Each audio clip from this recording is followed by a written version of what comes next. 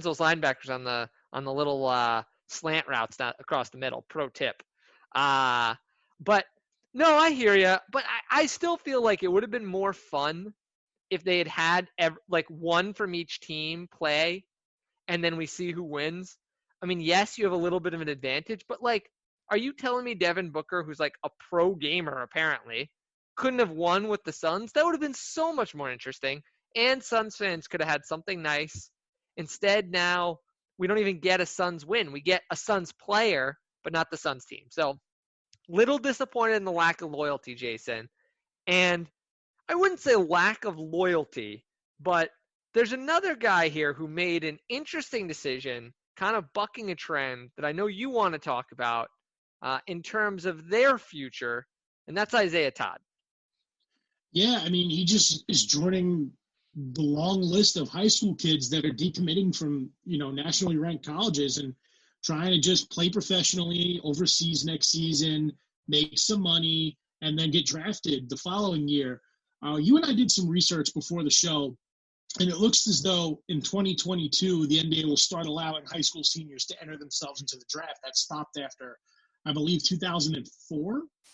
So it's been a really long time where players have had to go to college, the one and dones. Then you had guys like Brandon Jennings and Mitchell Robinson who went overseas and then came back, and it's worked out for them. But it's a crapshoot. You're banking your entire future on making money from the game of basketball, not going to college, not making connections, not trying to get, an education with, promise of a degree in life after basketball. No, Todd is joining the likes of Makur Maker, Marjan Beauchamp, Kenyon Martin Jr., who is the son of one of my favorite NBA players of all time. But all these prospects are all expected to not go to college. RJ Hampton, LaMelo Ball from last year, these guys are going to be draft eligible come June or whenever the hell they do the draft. But it's a huge blow to Michigan because they had a top 5 ranked class without him. With him, now that's going to take a hit. It's just not a good look because everyone loves college basketball. Everyone loves March Madness, which is why the NBA implemented this. And I just think it's an interesting trend where these players are talented enough at 17, 18 years old to make it to the NBA. Yeah. But losing that year of college and that development being around a coaching staff instead of some European team that's not going to care as much, it's a tough situation because these kids want to look for their future, and it's just it should come with college. I mean, yeah. I would never tell someone what to do, but. No, yeah, I mean, you're right. I mean, I think you hit on one of the more interesting parts of this that I think you hit on at the end. That's a really great point is where do these kids feel like the motivation is for the teams? I mean, these teams don't care.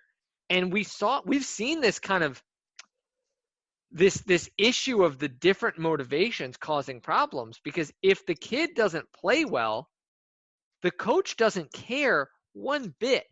They know they're gone after a year, so there's no incentive for them to play. Terrence Ferguson, I believe, had this. He played in the NBL in Australia, I believe, as well, and his minutes actually got cut because he wasn't playing well at the beginning. And the coach basically said, all right, well, ride the bench, kid. I have a job to do. I need to win games. I don't care what your NBA future is. And for an NBA team, I don't know if that's good. I don't know if you're the NBA, if you want these kids going there, because are they really developing their skills? And my answer is probably not, because these other teams don't care about development. And I think that's the reason why I'm inclined to say I like the idea of either kids going to college for a few years where there's an investment for them. They can come out with a degree. There's an investment in them, or they can come out earlier and say, hey, I want to just become a professional. I mean, I think they're going to try and work it out how they do it, but I would really like to see a college game with familiar faces because that's the piece of this that I think is really the bummer is the one and done has done as much to take away interest from college basketball as anything because there's no continuity. You don't know any of the players on a team. I mean, unless you're an also ran team, you're recycling guys every year. And meanwhile, for the NBA, I mean, unless you're like Coach Cal, I mean, maybe Coach Cal is interested, but most of these other guys, they just want to win games. They don't care about developing these kids when they're only going to have them a year. So I think it's good for the NBA and good for college basketball that more of these kids either stay or don't come at all. I just think it's better for the product. I mean, what do you think? Does that make sense to you? I do. I mean, it's better. I mean, we haven't had an NBA ready, like number one overall pick probably since Anthony Davis, right? So a lot of these kids come and they're not ready. Like the jury's out on Zion. I think he's going to be an excellent player, but he started his rookie year injured. So you go down DeAndre Ayton, Fultz, Simmons, Towns, Wiggins, Anthony Bennett, who completely flamed out. And then every other pick before then was ready. Anthony Davis, Kyrie, John Wall, Blake Griffin, who was injured, Derrick Rose. It just goes to show that development is key, and these kids are not going to get that development overseas. Yeah. You know, they need to be in the NCAA, which is one of the strongest, you know, if not the strongest stepping stone to the league. So I don't know if this is going to work. I get it if they want these players to go straight from high school and they can make that decision, go to college, go right to the NBA. But the whole overseas thing just gets a little bit edgy for me because there's the danger of being in an unknown place, being young, being taken advantage of. There's also the irony here, which is if you look back at the history of high schoolers. When it first started, most of the high schoolers got drafted a little bit later. They weren't at the very top of the draft. Look at the last few drafts. You started to see high schoolers creep up higher and higher and higher. LeBron James, obviously the number one pick in 2003. You know, a guy like Kevin Garnett, he kind of redefined it. Him and Kobe Bryant started to redefine it. So when they stopped it, there were an awful lot of high schoolers going in the first round and a bunch going in the lottery. And there is this funny thing that if you think about this, there's a good chance if they do bring this back, first of all, that 2022 draft is going to be stacked. That's the draft you want to have your picks in. But the second thing is we're going to see these high schoolers go even higher because more and more now it feels like teams are ready to take the risk. So I'm not going to be surprised if we see top 5 picks coming straight out of high school where there's going to be some busts, especially at the beginning, because some of these guys, like you said, they're not going to be ready. I mean, you look at some of these guys, they take a few years to develop. The guy I'm trying to think of right now, I think it was Jermaine O'Neal didn't he come straight out of high school? And it took him like 5 or 6 years to become good. Tracy McGrady also wasn't excellent right away. Yeah. Even Kobe Bryant took a few years. Honestly, I mean, everyone remembers it, but he was terrible his first year. Yeah, I would have to say the top 2 guys for me in this generation, so I'm not counting KG, I'm not counting Shaq, but Shaq went to LSU, but I'm saying like LeBron and Dwight Howard are probably the 2 most NBA-ready high schoolers that we've seen in this generation. Amari Stoudemire, too. Don't sleep on Amari. He was really good his first year. I know. I wish his career was longer, man. He was one of my favorites growing up. I still have an orange number 32 Suns jersey from like middle school. And I think I'm going to wear it if we ever start doing video content so people can tell me I'm not a real Nets fan, but Next week, video content right here. Yeah, well, I think we might have an actual NFL draft to preview too if we want to get into the Jets and Dolphins next week a little bit. Now we're getting real excited. But you bring up the NFL draft, Jason. I think it's a good kind of segue into the fact that, as you've alluded to, we're in a pretty dry spell as sports fans right now. When our show consists of talking about a 2K tournament and horse tournaments of some ex retired we went with the player. Damn Bulls.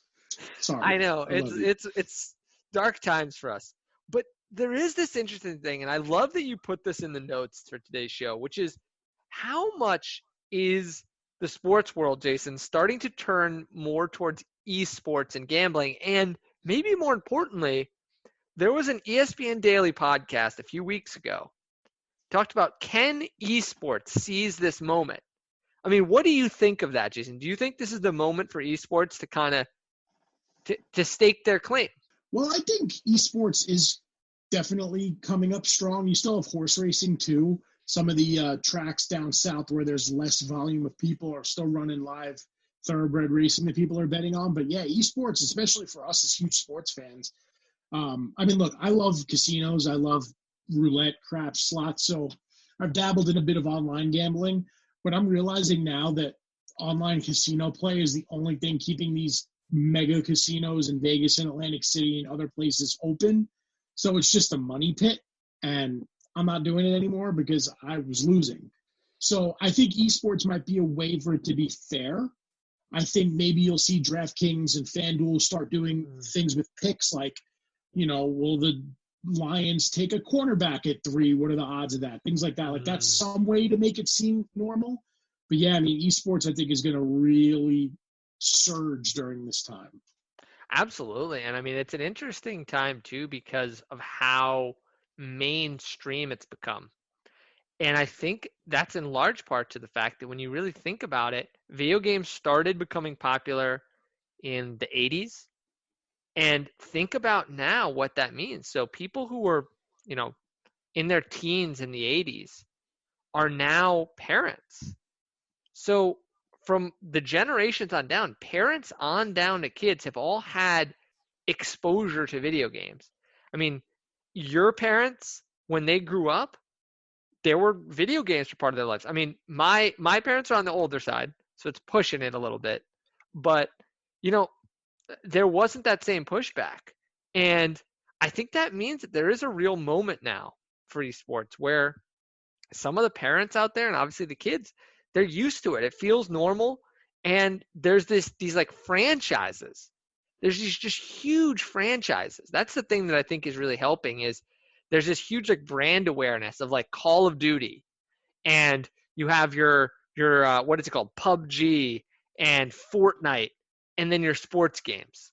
And I think that's making it easier because when there's big kind of nexus, a big nexus of people in one group, it makes it much easier to mobilize and create content that way, right? because people are familiar. And I feel like that's one of the things that's helping now is that there's a few games that I think everyone kind of feels familiar with. Like when you say 2K, the average person knows what you're talking about. In 5-10 years ago, if you said 2K, a lot of people who would be listening to a show like this would have no idea what we were talking about. And now it's just part of the vernacular. Everyone kind of knows. So I do think it's here to stay. I mean, do you think it could eclipse some of the real sports, or is it kind of be a side act for a while? Absolutely not. I mean, look, everyone has their feelings on President Trump, but today he actually is starting this group of a bunch of the commissioners and some of the richer owners, like Jerry Jones, Mark Cuban, Gary Bettman, Rob Manfred, Adam Silver, Roger Goodell. And they're trying to figure out how to get sports back because they know that the majority of the people around this country are really missing sports. I mean, you and I took a couple of weeks off from doing the show, but we really miss basketball. I'd have the Yankee game on right now during this right now. If there were normal baseball season. Mostly I missed you, Jason, but I know. Thank you. I'm a COVID-19 survivor. But yeah, like, OTAs in the NFL just reading up on progress and having all the new players gel with their team. Like, they need to get sports back ASAP. So I don't think esports will ever overtake it.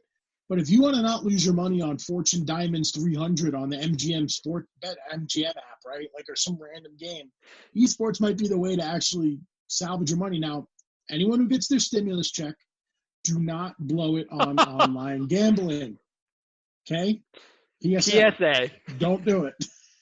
Wait. I think we need to take a moment. This will be our video cut from this episode, is our PSA for how not to spend your stimulus check, courtesy of Jason Goldstein. Jason, do you want to speak to the people? I want you to take a minute, speak to the people directly here. What should people not do with their stimulus check when it comes? Take it from me. 29-year-old man from Staten Island, New York. Went to a private college, even though it's a state school, the great Rutgers University. That school put me in some loan debt, which is the reason why I'm still in my mom's house. Okay? I also like to gamble. I've spent many of dollars at casinos, on sports betting. Don't be like Jason Goldstein. Take your stimulus check, buy some groceries, pay some bills. You should maybe put it in your savings account. Do not opt for the Tropicanas and the Hard Rocks and the BetMGMs and the Caesars Rewards. Do not do it because you don't want to be like me. And cut. That was beautiful, and I hope that people appreciate that. That's straight from the heart. Jay's talking about spending literally tens of dollars at